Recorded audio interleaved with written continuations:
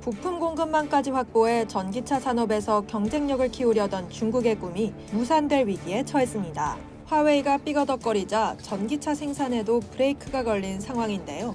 미국의 중국에 대한 반도체 제재가 효과를 낸다는 분석이 나오고 있습니다.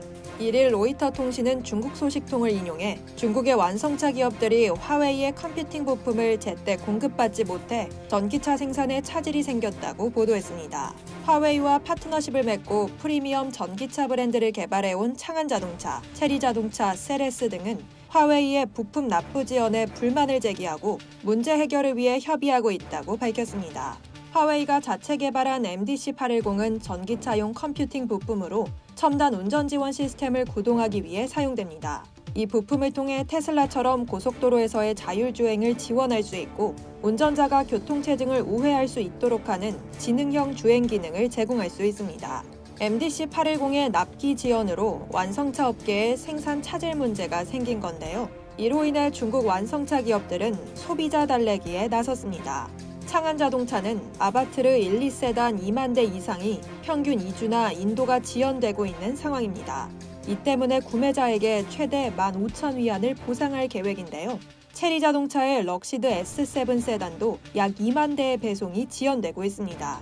회사 측은 이번 달 내로 차를 받지 못할 경우 보상금으로 10,000위안씩 지급하겠다고 밝혔습니다. 세레스 자동차도 지난해 12월 출시한 아이토 M9 SUV의 배송을 연기했습니다. 화웨이는 테슬라의 오토파일럿 기능을 갖추기 위해 MDC810을 개발했는데요. 반도체 자립을 원하는 화웨이가 차량용 반도체를 개발하면서 지능형 자동차 솔루션 사업부를 분사하려고 하는 시기에 이 같은 사태가 발생한 겁니다. 창안자동차도 이 법인의 지분을 최대 40%까지 인수해 미국의 반도체 규제에 함께 맞서고자 했었죠. 하지만 미국 정부의 반도체 규제 때문에 중국의 원대한 로드맵에 차질이 생긴 것으로 분석됩니다. 지난해부터 미국 정부는 중국에 대한 첨단 반도체 수출 규제를 강화한 바 있는데요. 이에 맞서 중국은 보조금과 인센티브를 쏟아부었습니다. 그러면서 지난해 9월 고급 스마트폰 화웨이 메이트 60 프로를 공개하며 자국이 미국의 견제에도 반도체 분야 성장을 이어가고 있음을 과시하기도 했죠.